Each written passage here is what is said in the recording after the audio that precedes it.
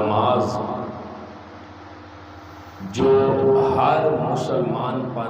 5 وقت فرض کی گئی ہے، وہ بندہ کس طرح نماز ادا کرے تو اس کے اندر خشوع اور خضوع کی جو کیفیت ہے، جو اخلاص والی کیفیت ہے، وہ کمال درجے پر اس نمازی کے اندر نظر آئے۔ میرے آقا صلی اللہ علیہ وسلم نے حدیث مبارکہ کے اندر فرمایا نا،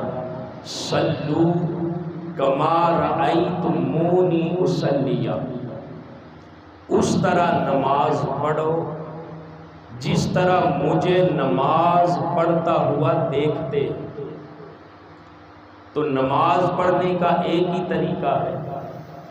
جو اللہ کے محبوب علیہ السلام نے اپنے غلاموں کو بتلایا۔ تو نماز کس طرح پڑھنی چاہیے، نماز پڑھنے کا طریقہ کیا ہے؟ دیکھیں، جب بھی ہم نماز کے لیے اللہ کی بارگاہ میں کھڑے ہوں، خاص کر جب جماعت میں کھڑے ہوں، تو جو سارے نمازی ہیں وہ بالکل اپنے کندھے کے ساتھ کندھا ملا کے کھڑے ہوں۔ جنازہ ہو تو اس میں کھلے کھلے کھڑے ہو سکتے ہیں، لیکن نماز کے حوالے سے حکم یہ ہے کہ ہر نمازی دوسرے نمازی کے ساتھ اپنا جو کندھا ہے اس کو ملا کے کھڑا ہو۔ اور جب نماز کے لیے اللہ کی بارگاہ میں کھڑا ہونا ہے تو سب سے پہلے نیت کرتے ہیں۔ نیت زبان سے کہنا یہ مستحب ہے۔ مثلا ابھی ظہر کی نماز پڑھی ہے تو 4 رکعت نماز فرض ظہر پڑھنے خاص واسطے اللہ کے لیے، لیکن یہ جو زبان سے کہا ہے نا، زبان سے کہنا مستحب ہے۔ اگر بندہ زبان سے نہ بھی نہ کہے تو نیت تو اس کی ہے کہ میں ظہر کی نماز پڑھنے لگا۔ نیت کا تعلق زبان کے ساتھ نہیں، نیت کا تعلق دل کے ارادے کے ساتھ ہے۔ اور نیت کیا ہے کہ میں ظہر کی نماز ادا کرنے لگا۔ اگر زبان سے آپ اس کو نہیں کہتے تو کوئی حرج نہیں۔ پہلے جب آقا کریم علیہ السلام کے صحابہ کرام یہ زبان کے ساتھ نیت نہیں ہوتی تھی، یہ ظہر کی نماز ہے، دل میں ارادہ تھا کہ یہ نماز پڑھنے لگے، بس تکبیر کہہ کر نیت کے ساتھ اس کو شروع کر دیتے۔ اور جب نماز میں کھڑے ہونا ہے تو 4 انگل کا فاصلہ آپ کے دونوں پاؤں کے درمیان ہونا چاہیے۔ کچھ لوگ ہیں وہ زیادہ فاصلہ چھوڑ کے کھڑے ہوتے ہیں، وہ نماز کے آداب کے خلاف ہے۔ تقریباً 4 انگل کا فاصلہ ہو جب نماز میں کھڑے ہو، اور پھر جب شروع کرتے ہیں تکبیر کے ساتھ اللہ اکبر کہہ کر، اس وقت جو ہمارا چہرہ ہے وہ تو قبلہ کی طرف ہے، لیکن یہ جو ہمارے ہاتھوں کی ہتھیلیاں ہیں، ان ہاتھوں کی ہتھیلیوں کا رخ بھی جس طرح ہمارا چہرہ سیدھا ہے، ان کا رخ بھی سیدھا قبلہ کی طرف ہونا چاہیے۔ کچھ لوگ آپ دیکھتے ہیں کیسے جب تکبیر کہتے ہیں ایسے کر کے کانوں کو ہاتھ لگا کے بس نیت باندھ دیتے ہیں،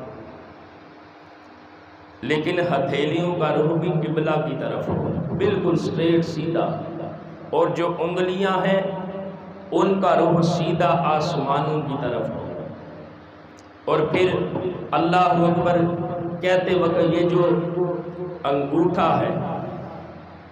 یہ کان کی لو کے ساتھ ٹچ کرنا۔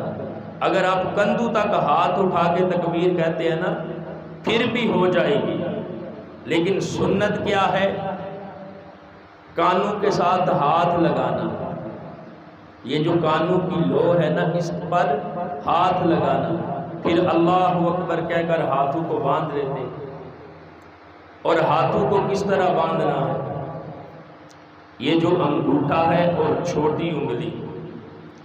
ان دونوں کو گول کر کے اس طرح، یہ جو بائیں ہاتھ کی کلائی ہے اس کو پکڑ لینا ہے، اور یہ جو 3 انگلیاں ہیں اس طرح نظر آئے، یہ چھوٹی انگلی اور انگوٹھا اس کے ساتھ کلائی کو پکڑ لیا، اور یہ 3 انگلیاں اس طرح رکھنا، یہ سنت ہے۔ اور ہم دیکھتے ہیں کہ اکثر لوگ اس کی طرف دھیان نہیں کرتے، وہ ایسے ہی رینڈملی کھڑے ہو جاتے ہیں، کوئی ایسے کھڑا ہے، کسی نے ایسے ہاتھ باندھے ہوئے ہیں، لیکن سنت طریقہ کیا ہے؟ یہ جو بائیں ہاتھ کی کلائی ہے اس کو انگوٹھے کے ساتھ اور چھوٹی انگلی کے ساتھ پکڑنا، اور یہ 3 انگلیاں اس طرح رکھنا، اور پھر جو ہاتھ ہیں وہ عین ناف کے نیچے باندھنے ہیں، اللہ اکبر کہہ کر۔ اس کے بعد ثنا پڑھتے ہیں، پھر تعوذ، تسمیہ، پھر اس کے بعد سورہ فاتحہ، اس کے ساتھ اکثر لوگ سورہ اخلاص ہی پڑھتے ہیں،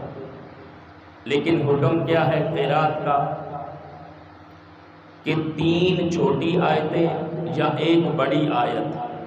جو 3 آیتوں کے برابر ہو وہ قرات کے لیے کافی ہے۔ اور پھر جب قرات کرتے ہیں تو رکوع کے اندر جاتے ہیں، اللہ اکبر کہہ کر رکوع کرتے ہیں۔ رکوع کے اندر دیکھیں، اگر آپ کے ہاتھ صرف گھٹنوں کو لگ جائیں پھر بھی آپ کا رکوع ہو جائے گا، لیکن سنت کیا ہے کہ جب آپ رکوع کے لیے جھکیں تو آپ کی جو کمر ہے، بیک ہے، وہ بالکل سیدھی ہو، اور رکوع میں جا کر یہ جو آپ کا ہاتھ ہے نا، ان کے ساتھ گھٹنوں کو پکڑنا ہے۔ کچھ لوگ ایسے ہیں انگوٹھا ایک طرف نکال دیتے ہیں اور 4 انگلیاں ایک طرف نکال دیتے ہیں، نہیں، اس طرح اپنے ہاتھوں کے ساتھ گھٹنوں کو پکڑنا ہے رکوع کی حالت میں، اور جو آپ کی بیک ہے، کمر اس قدر سیدھی ہو کہ علماء کہتے ہیں اگر اوپر پانی کا پیالہ بھی رکھ لے نا، بھرا ہوا پیالہ بھی رکھ دے تو اس میں سے ایک قطرہ بھی پانی باہر نہ ٹپک سکے،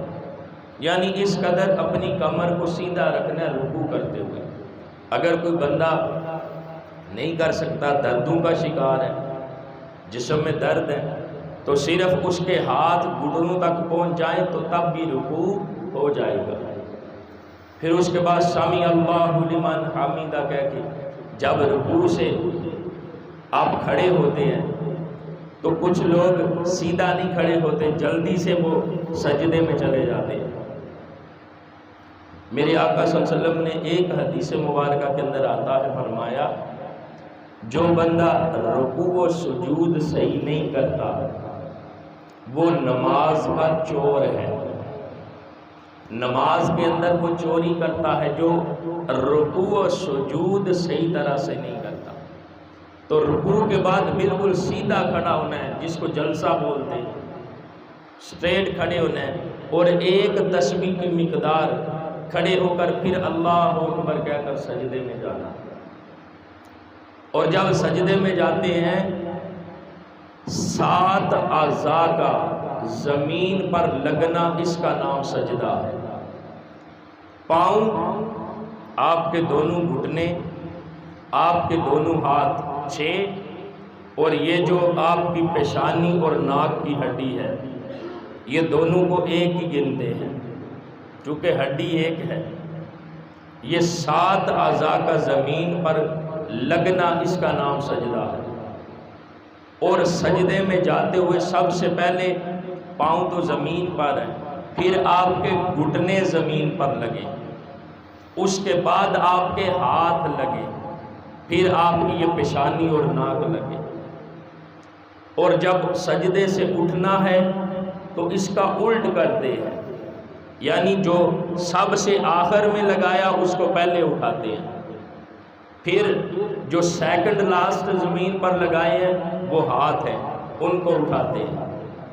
پھر اس کے بعد اس سے پہلے جو لگائے ہیں وہ آپ کے گھٹنے، ان کو اٹھاتے ہیں، یہ 7 اعضاء زمین پر لگے تو سجدہ ہے۔ اور پھر سارے سجدے میں رکھ کر کچھ لوگوں کی کیفیت یہ بھی ہے، سارے سجدے میں رکھتے ہیں، اپنے پاؤں زمین سے اٹھا لیتے ہیں،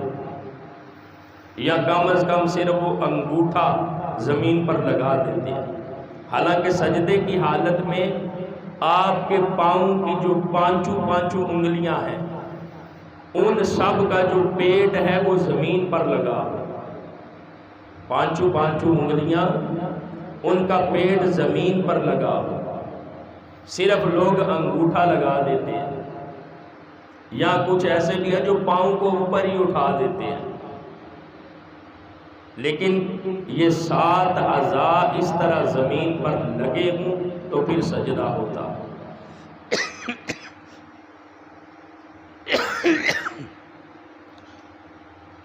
اس کے بعد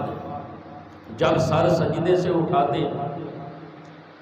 تو آپ کی ایک رکعت مکمل ہوتی ہے، اسی طرح دوسری رکعت بھی مکمل کرتے ہیں، لیکن رکوع و سجود کا طریقہ وہی ہے۔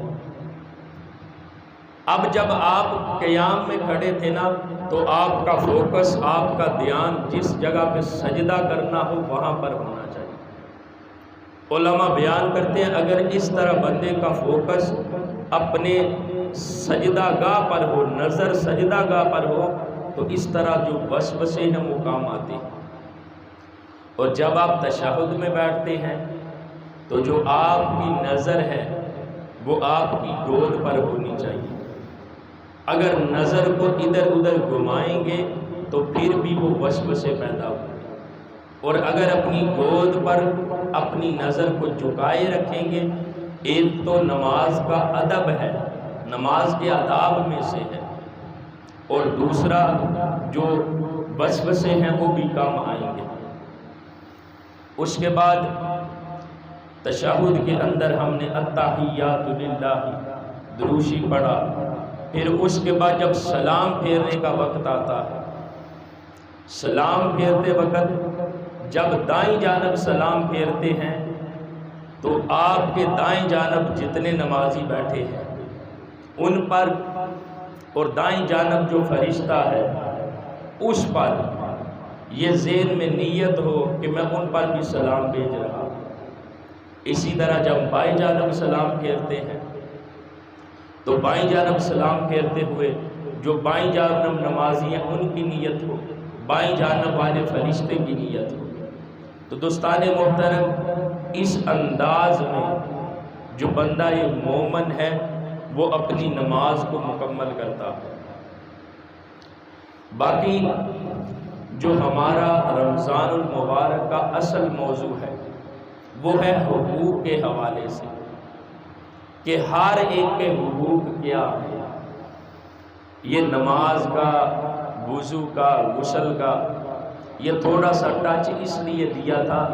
چونکہ رمضان المبارک میں کچھ نمازی وہ ہیں جو پکے نمازی ہیں، وہ تو تقریباً سب کچھ جانتے ہوتے ہیں،